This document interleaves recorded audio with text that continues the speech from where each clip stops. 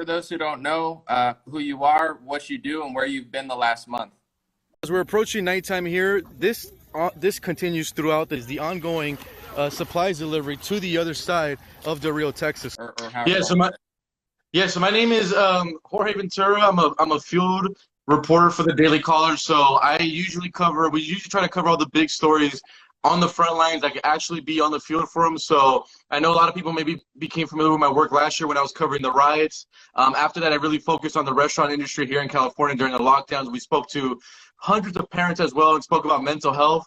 When it came to the lockdowns here in California, even around that time, the border situation really started to kick off in March. So we've been really covering the border pretty heavy, since March. But this past week was huge, just being in Del Rio for those 15,000 Haitians that were down there. We're just trying to give the audience a frontline look of the story going on down there. We're gonna follow this man as much as we can here. But this is what the Haitians do. So they'll use this rope here. They'll use this rope here to hang on. And what they'll do is they'll put the supplies on top of their head and they'll walk over holding on to this rope. And this goes on throughout the day and night. So they go back and forth delivering the products to each other. And it's never seen before covering the border, something like this where it's between Mexico and Del Rio, Texas. And what is going on there? Is it different than normal? Because I know the border's always been a mess, but you've been down there. I've seen like pictures of you in the water, literally in the trenches, interviewing people, asking for their names and such. So what's going on there? So just to kind of give everyone a quick breakdown. So essentially what happened, bro, is when we went from the Trump administration to the Biden administration, during that time, that little transition period, is the Biden administration basically put out the bad signal that, hey, if you come to the border and if you come illegally to seek asylum, that we are not going to deport you. We're going to be the more humane administration. This is not even my words. Kamala Harris on the president trail literally said this, like, if you come illegally and seek asylum, we're not going to deport you. So essentially what they did is they gave the cartels and human smuggling groups their new marketing and sales tactic now, because now they communicate that message to all these caravan groups and migrants that want to come to the border, saying the time to come to the border is now because they're not going to deport you. So that's how we saw the border crisis really start off in March, when all the Central Americans just hit the border at once. And that was my first time being down there. And even when I was down there and seeing just a huge influx of migrants come in, I kept saying to myself, there's no way it could get worse than this. And it just got worse and worse and worse. For folks who don't know, July and August were the first months ever in Border Patrol history that there were over 200 apprehensions back-to-back months. Right now, our country has over 1 million apprehensions, and these migrants are getting released in record numbers. One thing that I really found out that I had no clue is the reason why we see these huge family units and these caravans all hit one sector at a time and kind of overwhelm Border Patrol is because the cartels and smuggling groups actually do this on purpose, because when they do this, they overwhelm Border Patrol on the other side and they're able to smuggle humans and drugs at a record number that we've never seen before. One Border Patrol source told me that we're seeing an increase of 600% in the fentanyl that's coming into the United States. They said they've never seen anything like that. Every single processing facility down there in South Texas is over capacity. Some are over capacity by 500%. The New York Times even put out a report last month that said that 1 out of every 3 unaccompanied children that we release into the United States, we are losing track of. So now we're losing kids inside the system. And it's just, the situation is just overwhelming. Yeah, and I know, like, for the better or worse, the Trump had the famous thing he said in 2016 where he's talking about drugs and crime, and it got turned into the most racist thing ever. It was like taken out of context, and they put it everywhere. So this actual story that you're talking about, and it, I'm part Hispanic too. It shouldn't matter to people, but I know they're always trying to play the race angle on this. Like, you're saying it is really a thing where they're overwhelming it purposely to smuggle in drugs and do human trafficking and child trafficking of sorts. Exactly, bro. And what really opened this up is one policy that was actually really working well for the Trump administration when it came to immigration was the Remain in Mexico policy. So for folks who don't know, the Remain in Mexico policy, if you're a migrant and you cross into the country illegally and are looking to seek asylum, the Trump administration will give you a court order, but you would actually have to wait in Mexico until that court order. So every single administration before that, you would be given a court order, but you get released into the United States. And that system actually didn't work, because when I spoke to Border Patrol sources, they say, Jorge, only 13% of those migrants even come to the court order. I mean, they're already locked in the United States. So the Remain in Mexico policy under Trump did actually a really good job of deterring illegal immigration. And the cartels and human smuggling groups were actually hurting because they couldn't convince the large caravans to come at once, because those caravans were like, well, why would I pay $5,000 to come if I'm gonna have to remain in Mexico? Usually, every single border town right now in Mexico is controlled by some type of drug cartel. So the danger was just outweighing the reward by a lot. But when the Biden administration came in, on the very first day, through an executive order, they removed that Remain in Mexico policy. And that really just opened up the floodgates of what we're seeing right now. Hearing what you said without you actually saying it, we can disagree with some or several of Trump's policies. I'm not here to talk about politics. I'm talking about what he said and how it compares to what the media literally portrayed him as saying. When Donald Trump kicked off his presidential campaign at Trump Tower, he goes down the escalator and he gives a speech in which he says, all Mexicans are rapists. This isn't just a general impression. I mean, this is something that was said repeatedly on CNN, Time Magazine, CBS, Washington Post, Politico, Huffington Post.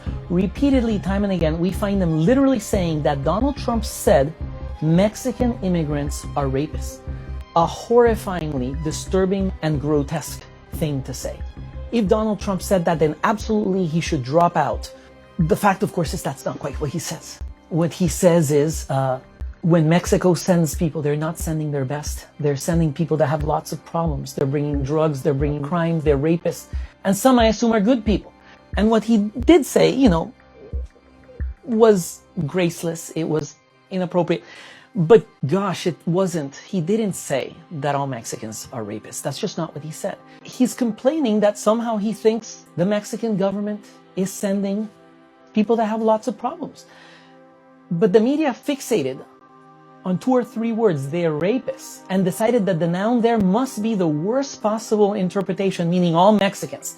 Every single Mexican, children, nuns, old people, all of them are rapists. And what a shame that Donald Trump said that. And he explained himself repeatedly. He went around praising Mexicans in multiple states again and again, saying they're good people, they're wonderful people. I want them to come in legally. The media never cared.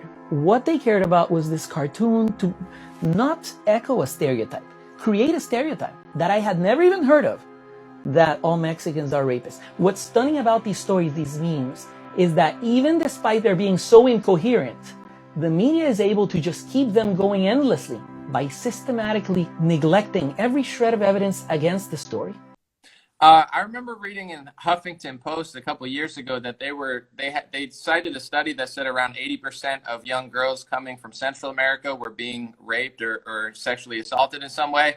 And Huffington Post was like a more liberal organization. Once Trump got in, this got so politicized, where it became like you're either on this side or this side. What's your message to people that think that because of, I guess, what they would consider racism or whatever, they don't think the border is a big deal. They don't talk about it. It seems to be like more right-wing people. So yeah, what's your message to people that think, human and child trafficking is not real, or there's like a racist angle to it? Yeah, I with this, it gets really politicized. So like for me, the border issue shouldn't even be a Republican or a Democrat problem. It's honestly an American problem.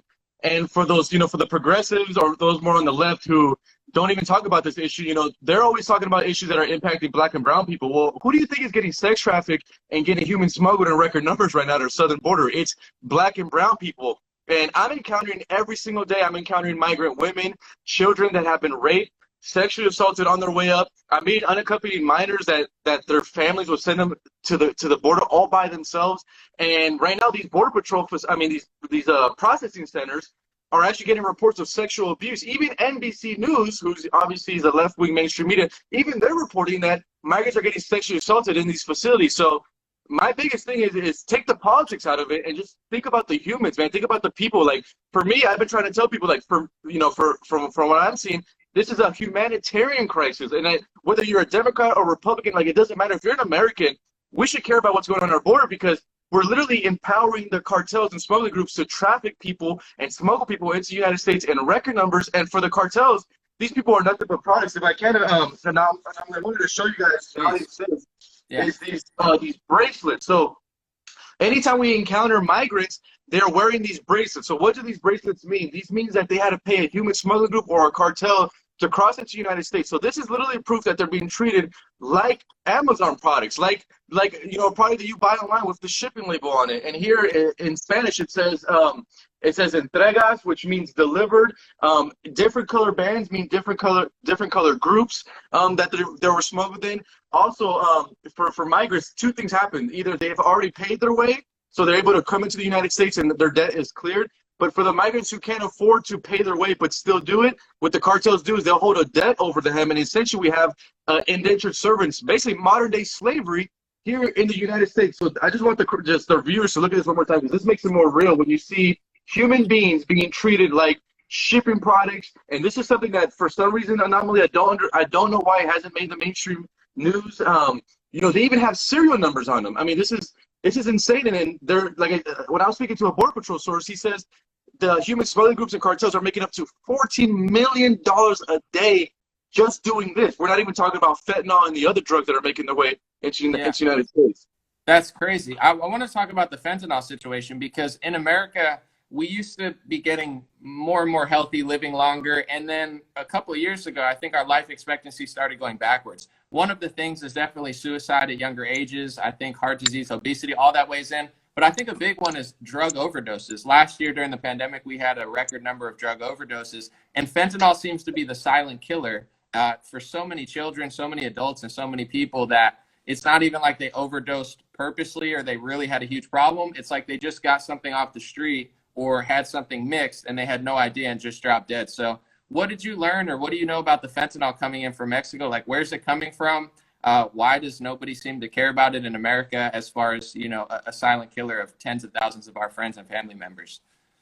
No, this is a great subject to talk about. So when I'm down there and I'm speaking to law enforcement, Border Patrol, and just, we do a full investigation, the fentanyl actually right now anomaly is making its way down from China. So Chinese gangs, Chinese mafia, they're actually setting up and working with Mexican cartels in Mexico, and through Mexico, they're trafficking fentanyl into the country. And like I said before, according to a Border Patrol source that spoke to me, he said that the fentanyl intake that's coming to the country has been increased by 600%.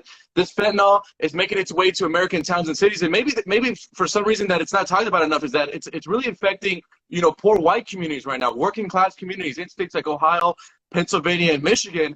And it almost seems like by design, right? Because in early between 2010 2016, we saw the establishment politicians, Republicans and Democrats, ship away those middle class jobs, those manufacturing jobs in those states like Michigan, Pennsylvania, Ohio, those Rust Belt states, shipping those manufacturing jobs. So the jobs go away. Now we have all these men that are on single income family homes with no income, and then here comes the opium, and now we have this opium crisis. It almost seems like this is kind of done by design, and we're just taking away the middle class. So this is something that should alert everyone. So even if you live nowhere near the border, whether you're Mississippi, Ohio, this should worry you of what's happening, because like I said, what the cartels now do is that they're able to get hundreds of migrants, put them in caravans, and they're able to stuff certain border sections all at once, meaning that all Border Patrol resources have to go down there, and it has to focus on that. And that leaves the border even more open than it already is.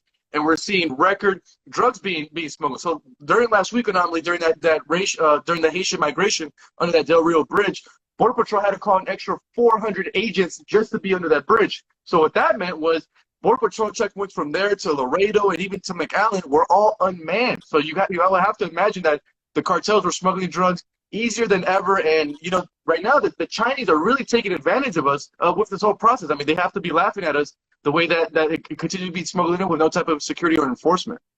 Yeah, you're saying with the fentanyl, with the white working class, I know the media tries to say anything when you use white. They'll say conspiracy theory, it's not happening. But on Jimmy Fallon, he announced that the white population decreased for the first time ever, and they started cheering. 2020 census just came out, and for the first time in American history, the number of white people went down.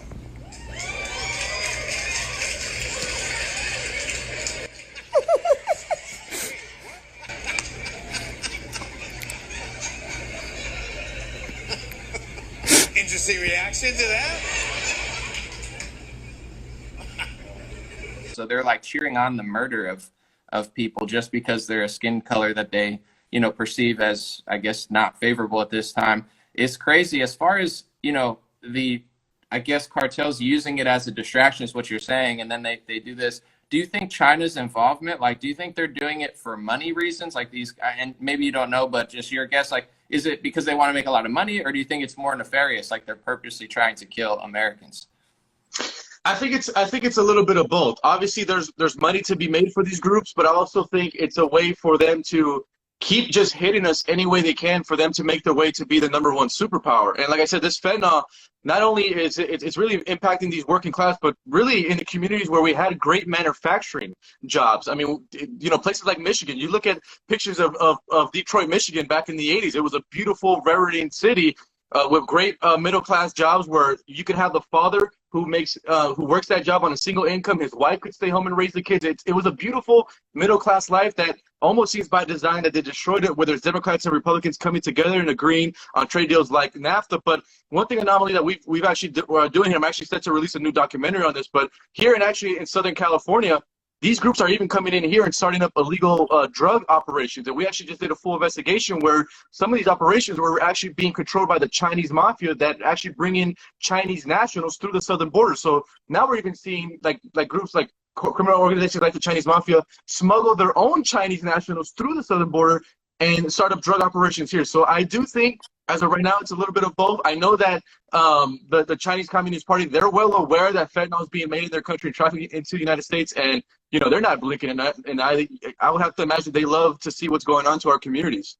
Yeah, I wanted to ask you a question about the Haitian, influx, but I wanted to say while you said that, I guess left-wing progressives they don't care about the border. It seems to be more of a conservative issue, unfortunately, but they've demoralized people to the fact where it's not even just whether it's Haitian or Mexican or South American. If your border's that open, I was always thinking, well, it's open to the whole world. Any country, any group, any organization that hates us, they look at that like a green light, like it's that bad there, we can send anyone. So the fact that now a foreign country that we're competing with is sending their own people purposely, it's not surprising because we're so weak there, and it's become an issue where half the country is like, no, that's fine. We're being taken advantage of.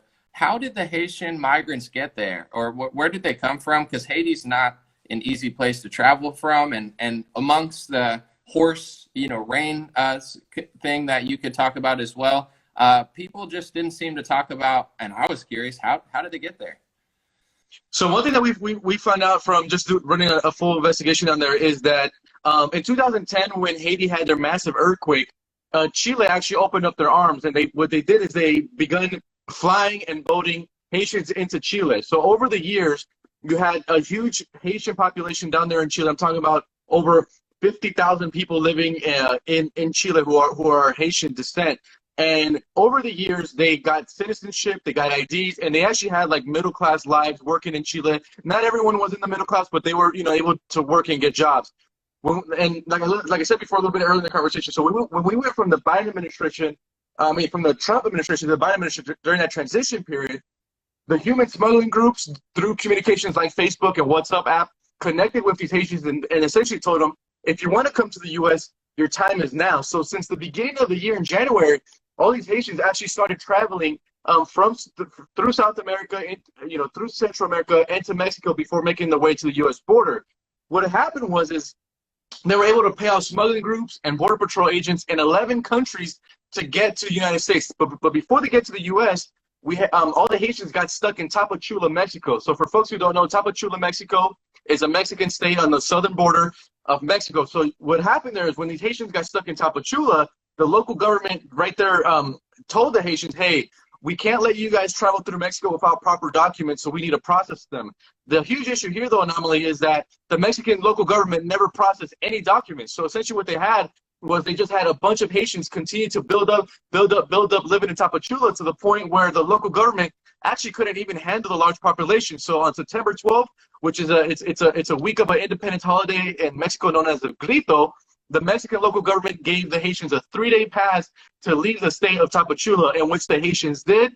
They coordinated with human smugglers, and they all came to the Mexican town of Ciudad Acuña, which is directly across Del Rio. Now, Ciudad Acuña was actually really interesting about Ciudad Acuña. It's one of the very few Mexican border towns that are not controlled by a cartel smuggling group. So when I'm down there anomaly and I'm interviewing the Haitians on the U.S. and American side, they're not going to have those bracelets that I showed everyone. So those bracelets, you won't find them on them. But what you will find on the Mexican side and littered all over the floor is their Chilean IDs. The reason why they litter their Chilean IDs is so by the time they get encountered with Border Patrol officials, they could say that they came from Haiti and that they're seeking political asylum or some type of refugee status. And they do this so then we don't know that they have already did this in another country already. And what's interesting is, I'm a Spanish speaker, so I'm actually able to communicate with these Haitians because they all speak Spanish. They've all been living there, and that's how I was able to gather all this information, which I was really shocked. And there's reports right now. There's about 15,000 more Haitians in Tapachula that are looking to come to the U.S. border. According to the Panama foreign minister, she's even informing the Biden administration that they got another 30,000 that are stuck in Panama right now that are still coming. NBC News, yes, left-wing NBC News even reported today that in the month of October, we could get hit by another 400,000 migrants on the U.S.-Mexico border. Wow, so it's just a green light. Everybody from all over South America, Central America, Mexico, anybody caught in that pipeline are like, it's an open door. They know that they'll be treated better and have a chance of getting here. I guess my question is, or a comment then a question. In America, I've heard stories of homeless being shipped and flown places because people are trying to kind of get rid of that population. Do you think there could be, like you said, smuggling groups, of course, but do you think there's anybody funding and I'm going to probably show clips if it's okay with you. I'm going to put it on Facebook and YouTube. You go right up there and say like, hey, what's your name? Like you're in the water saying like, where'd you come from? And asking them questions.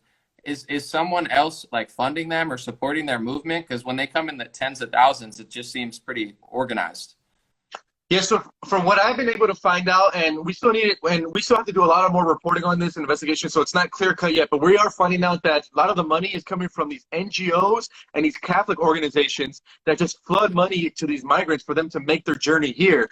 Another thing too is that these human smuggling groups and these cartels, they know that the majority of these migrants, whether they're Haitian, Central American, or Venezuelan, they already have family in the United States. So what they'll do is they'll use extortion with their family in the United States. They'll force the families in the United States to send the money over for them to fund this. Another thing is that the cartels, honestly, they love when people can't afford to pay because essentially they'll be using them as slaves here in the United States. So we're getting hit by three metrics. There's still, like I said, there's still a lot more reporting that we need to do to find out everything clear cut. But the Catholic organizations and NGOs are heavily involved in this, especially when it comes to flying these Haitians or any type of migrants all over the country. So when I was speaking to the Haitians who were released, I would first ask them, have you been tested for COVID-19 before we even release it to the public? The answer is always no. And then when I ask them what state are you headed to, they always say, the majority I spoke to said the state of Florida. And then when I asked, do you have family back in Florida? They say yes. So that's from what we've been able to gather, that the Catholic organizations and NGOs work with the federal government in shipping these people all over. Central Americans are being shipped all over. Like I was just in McAllen, Texas, and I flew out of the airport. The majority of people in my plane were Central American migrants that were being flown into other states. But I was really surprised anomaly to hear that they were flying into Florida, like overwhelming. I mean, it almost felt like every single Haitian migrant that I spoke to said that they were headed to the state of Florida. It's definitely interesting. Do you think there's a reason for that? I mean, maybe they have family there. Do you think there's like a political advantage? I know Florida Ron DeSantis is the #1 enemy of the Democrats right now. You know, that's a state that's 50-50 almost always. It's a funny state. It's almost always the closest election in the country. When anyone like Tucker Carlson or anyone talks about it, they call it like a racist conspiracy theory. Meanwhile, they have clips of them bragging about, doing similar stuff to that. Do you think there's something there, or that's just like a coincidence? I think it's a little bit of both. Florida already has like a large Haitian community, so when they, they could be residing with family there. But at the same time, you would have to imagine there's some type of political advantage that they're trying to use. And like I said, the majority of these Haitians that or majority of these migrants that are coming in, they're coming in through the state of Texas, which obviously is a Republican state. So even that is very odd how it's all happening. But I would have to say that it's a little bit of both, and it's something to, like I said, just keep your eye on it. The American people didn't even really know this until we were down on the ground. Even Secretary Mayorkas said that the Haitians that were being released are not being tested for COVID-19. So, there's a huge double standard because now Border Patrol, they're going to be forced to take the jab by November 1st, or they're going to be fired. So it's just all this is just really insane, and you have to wonder just how long our system could keep up with this before it just all collapses. And Jen Psaki, I believe, when asked the question, any business with over 100 people needs to be vaccinated, but the migrants, illegal or legal, I guess, they don't have to be. And she said, correct, right? So that's a policy. Not only are they not being tested, but as our entire country, including now in California, they're trying to do it on children. People that are migrants coming over, they don't, right? Isn't that true? They don't have a vaccine mandate for themselves. Yeah, not only that, they're not even getting tested for COVID-19 before being released. Also, according to Department of Homeland Security Secretary Mayorkas, he even said himself that those Haitians are most likely 20% of them are COVID positive. So you're telling me that during a pandemic, we're going to let all these people rush the border, and then we're going to release them into the American public? They're going to be traveling in our buses, in our planes. So that's something that I found very odd, that, if we're in this, pandemic and we all need to take it seriously, and everyone is getting mandated from frontline workers now down to Border Patrol, yet these illegal migrants who are the most positive for COVID-19 and other diseases, let's not forget that, we're just releasing them into the country in record numbers that we've never even seen before. And anomaly, the only reason that the Department of Homeland Security cleared out those 15,000 Haitians under the bridge as fast as they did is because, according to sources, the Biden administration was taking such a political blowback because the optics just looked so bad that they were like, hey, just process them and release them. We don't even care. So there you go, guys. The pandemic is so serious that we're literally releasing thousands of migrants that are COVID positive into the American public. Maybe this is a rhetorical or a question that can't be answered, but as somebody that, I could see both sides. I'm not overly stubborn as far as politics. I get that there's especially with illegal immigration, people have big hearts, we want to help these people. I understand that. Scientifically, there's certain people that are saying we don't even want Florida to be open. We want everyone. How do you think people like that are justifying the fact that they're, bringing in tens of thousands of people with no vaccine mandate and no testing? I'm trying to figure that out myself. So I guess I got to ask you. Yeah, I'm trying to figure that out myself too, because according to Jen Psaki, she said the only reason that these migrants don't need the COVID vaccine is because they're not going to be in the country long. That's breaking news to me, because anytime these migrants get a court order, it could take up to 3 years for that court order. So it seems like they'll be in the country for a while. I'm still trying to find a justification for it. I'm in the state of California, so I just woke up to the news today too, where Gavin Newsom is not going to mandate the vaccine for kids, even though we haven't seen any type of data that they need it. Border Patrol officials, that's who I really feel bad for, man, because they feel like they're stuck in this very weird spot, because now they're being forced to take it before November 1st, yet the migrants that they're encountering every single day don't have to be. So I'm still trying to find the answers for it. It just all doesn't even make any sense. And like I said, if you're more on the progressive left side, they were talking about this issue under Trump with the kids in cages. I mean, I haven't seen anyone from that side go down there and just visit the conditions. Like, just look at what people are really going through. In these Border Patrol facilities, there's these things called pods. So there's like these rooms that they call pods. These pods are only meant for 8 people. According to sources that I'm speaking to and a congressman that confirmed this with me, there's about 400 migrants in each of these pods. So to me, that's not even pandemic friendly. Like, we're not even, we're talking about that we have to stay 6 feet and we have to quarantine. We're not even doing that with the migrants that we're bringing into the country. So, you know what? I'm still trying to find those answers too, man. All right, we're live. We're back. My computer audio just came on. I have a few more questions. One of them is, I see you in the water. You get right up to people, say, "What's your name? Where'd you come from?" And they look shocked, because obviously you're a reporter, and they're like, "Oh crap, I probably don't want to get in trouble." How have you been treated? Like, how do they treat? Because you really get in there. How do they treat reporters there? Are they pretty friendly, or usually kind of scared to see you? So far they've been pretty friendly. Now, Bien, ¿cómo está? Bien. ¿Qué es su nombre? Mi nombre es Sí, Eddie. Eddie. Sí. Jorge. Sí. ¿Cómo se siente ahorita estar aquí? when we're with the Haitians, they're completely friendly. They want to talk to me. They want to actually give me really some good information. When we encounter some of these human smuggling groups, so like for people who have seen my videos where we're literally filming the human smugglers on the boat rafts bringing migrants over, some of those migrants speak to us, but some of the adult males don't speak to us, because we believe that they have come with a child that is actually not there. So just a couple nights ago, we were in Roma, and we could see one of the males holding a migrant child, and he was just manhandling the kid, and we could tell that he wasn't the father, and we were putting cameras up in his face. He was acting frantic. So really, it all depends. But like I said, we like to get up there and really just show people just the reality on the ground. So like that, people get the full scope of this story. You know, this immigration problem, it's not a black and white issue. It's very, very complicated. It's very complex. But we try to really get up there. I've been really lucky so far that we haven't actually encountered any cartel on the border, which is something that law enforcement always tells me to be warned about. But we have encountered numerous times those human smugglers in those boat routes. But so far we've been good, and like I said, Nama, we should be back there within this next week because it's looking like we're going to get hit with another massive wave down there in South Texas. I appreciate your work. You're fearless and brave, and I wish more Americans were like that. You know, and at the end, I want you to kind of tell your story because I've seen you just like your work ethic, you're hustling, and you're doing some of the best work in the country. You know, like you're like, oh, the DHS didn't even know that. It's like because you know they're paying God knows how much money, but these people are not even paying attention half as close as you are. Before I talked about that, I wanted to ask you about the Border Patrol, the mandates. You know, from what you've talked to, are a lot of them being like, you know, I'm going to get this because I want to keep my job? Or is there like a feeling of like enough of them are going to say no? Because before you interject, the NBA, I think one reason that they're one of the big organizations that's beating this mandate or seems like they might be victorious over it is because they got 50, 60 players together and they're all kind of holding the line with some of the big names as well.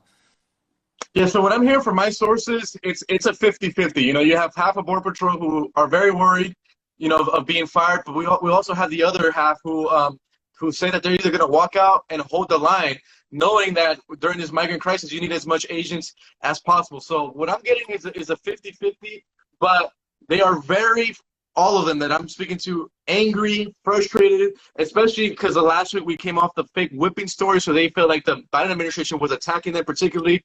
Then the mandates got announced. So I'm getting a 50-50, and that's something that I'm going to be paying attention close to as well, just to see what the agents do. But I think if enough walk out with the Border Patrol agents, you can't just find a National Guardsman to fill that spot. That's a job that you need that's specialized and trained. So I do think that the more that hold that line, that walk out, I think it's going to put pressure on the Biden administration. And with the NBA, I'm loving what's happening with the NBA because these guys have star power and they need to hold it down. I know the NFL guys, you know, kind of conform, but it's nice to see Kyrie Irving and Andrew Wiggins and Bradley Beal all speak up. You know, there's no National Guardsman that's going to come in for Kyrie and drop 25 points a game and get you 8 assists. Oh man, so those guys need to hold it down, and I think, you know, right here in our state, and I'm here in California, we're going to see an interesting revolt with these nurses, with the firefighters here in California. You know, LA County is one of the biggest counties when it comes to this, so the firefighters are going against this. I know a lot of teachers are going to take their kids out of public school with this latest announcement. So maybe everyone can start coming together, hold that line. But for the Border Patrol, they really need to hold that line because there's not really anyone that could replace them. So I think they really have a lot of power, and if they could just use that power in numbers, they should be good. But I think the positive news that I get from that is that the majority of Border Patrol, they're fed up with this Biden administration because A, the policies are being kind of used against them, and two, when this whole whipping story came out, you know, the president didn't come out and defend the agents. He just straight attacked them. You have Jen Psaki came out and she banned the horse patrol in Del Rio. He didn't put those same agents on leave. So they feel like there's like this target on their back. So I do think we'll probably see some type of revolt with the agents, and that would be something to keep our eye on. Can you talk about that story as somebody that was down there? I don't know if you were there at that exact moment, but you've talked to these people, you've kind of seen. What did the media say and what really happened? Because I saw it go viral kind of on both pages because it was that moment that it was like an iconic photo, you know, where it was one of the biggest photos of the year. What really happened? So essentially what happened, guys, is right when we started getting hit with these 15,000 Haitians at once, Governor Greg Abbott was so overwhelmed with what was going on that he actually said, hey, we're going to send Texas State Trooper and Border Patrol to kind of create this virtual defense line. So the agents had to literally lined up on horses and had to defend the border. If the agents didn't even do this, we would have got to almost 23,000 Haitians living under the bridge. So with this defense line, I mean, they were able to cut off the crossing. Essentially what happened is that there was a photographer on the Mexican side who snapped the pictures of what he said. Well, the photographer didn't really say this. It was actually the news organization that he sold the photos to. But this photographer took the pictures, and the optics look bad, right? You know, we have black migrants, you have agents on horses, so the optics look bad. He sends these photos to the El Paso Times. The El Paso Times then runs the story saying that Border Patrol agents were whipping the migrants. Even mainstream media just went rampant with this. Vice News, MSNBC, CNN, they all ran with the story, and it got viral, and it even got to the White House. So the White House came out, Jen Psaki came out and said that they're going to run an investigation on the story. They're going to put those same agents on leave, and then they banned horse patrol in the Del Rio sector. Well, what's funny is that so far the investigation hasn't even proved any of those allegations that the migrants were hit. One thing that I kept questioning myself as a reporter was saying, well, if those migrants were hit, how come there's no injury report? There would have been an injury report. There would have been some type of medical report. That never really happened. The same photographer who took those pictures gave an interview with El Paso KTSM, which is a local news station in Texas, and the photographer himself said, me and my colleagues didn't see any whipping. And essentially what happened was the agents were just holding their split reins, and that's what looked bad. So optics looked bad, but we haven't seen any proof of that. But when that happened, anomaly, that really just upset Border Patrol because they've already been overwhelmed with everything, and then they feel like this was attack from the White House. I mean, you even had Al Sharpton come out to come grift off this moment. top grifter, yeah, all-time grifter. He came to get his grift on. And the funny thing, anomaly, is I was waiting outside the Del Rio gate. So when Al Sharpton came out to the media, he thought he was going to show up to press just showing him love. He came out to a large group of Trump supporters that chased him the hell out of there. I saw Al Sharpton leave in like 2 minutes. So yeah, even Al Sharpton went to come get his grift on. But to this day, we still don't have any evidence of any migrant being whipped. I wanted to talk about, hopefully this will inspire people too.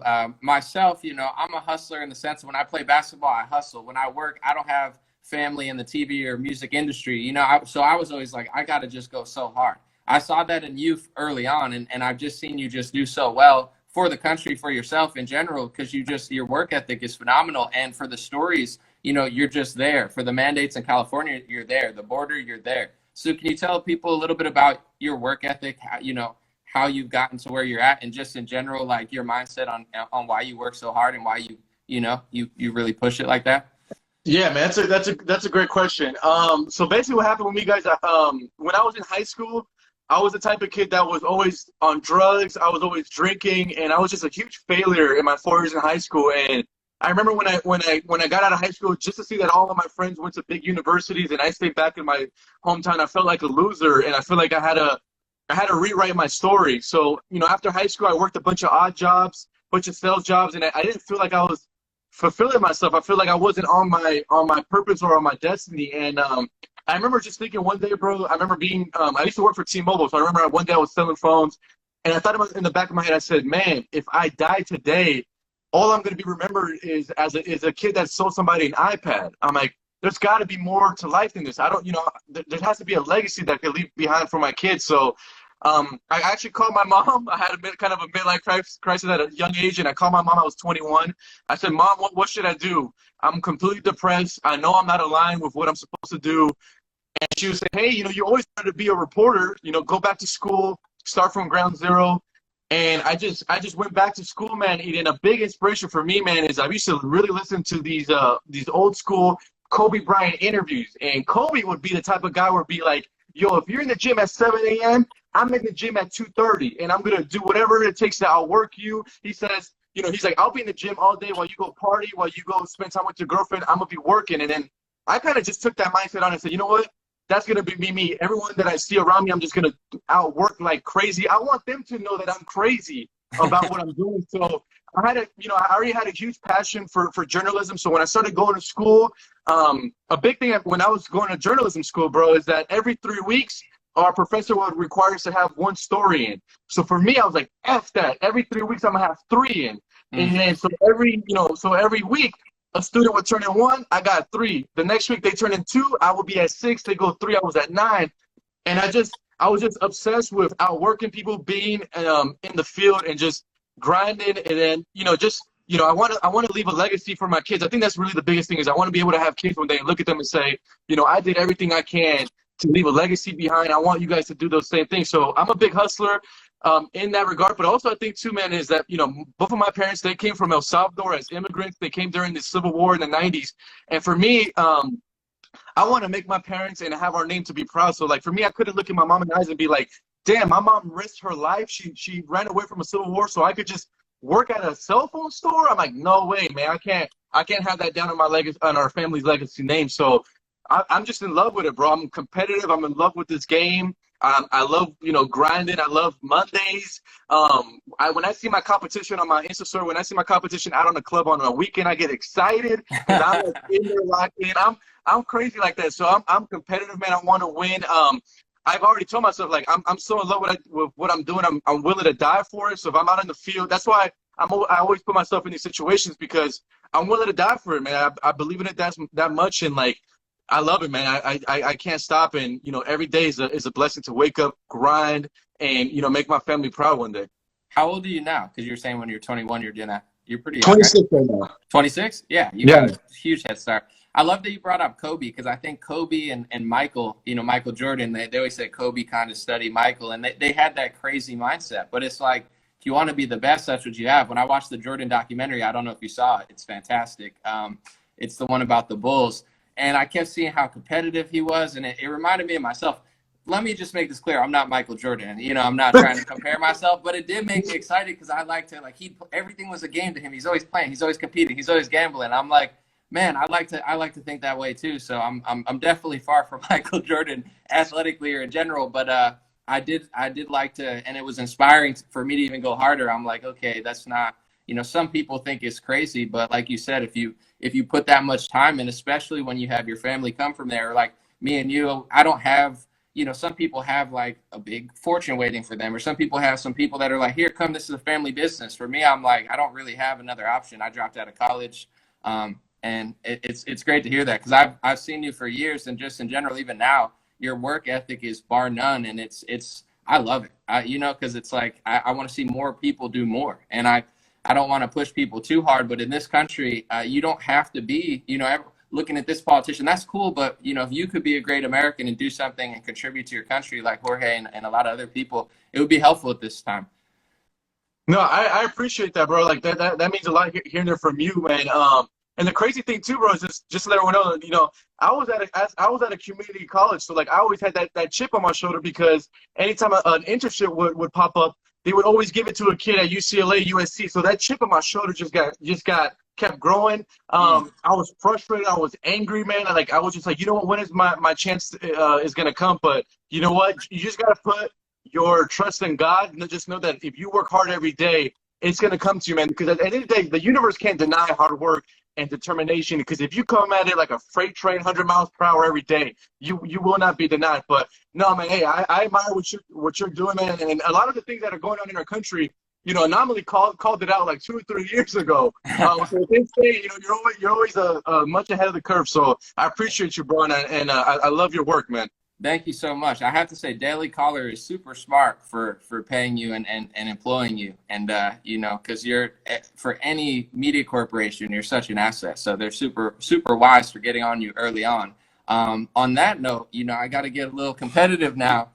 Word on the street is you want to play me in hoops. And now that I see your mindset, I already know I know you're going to be a rebounder. You're not going to be lazy on defense. I can already see it, where you're no easy shots for me at all, but we got to play one-on-one. I know if you're still down one time, we might have to go one-on-one. I know I'm going to have to grind though, because I know you're going to be boxing out, shuffling the feet. It's not going to be easy.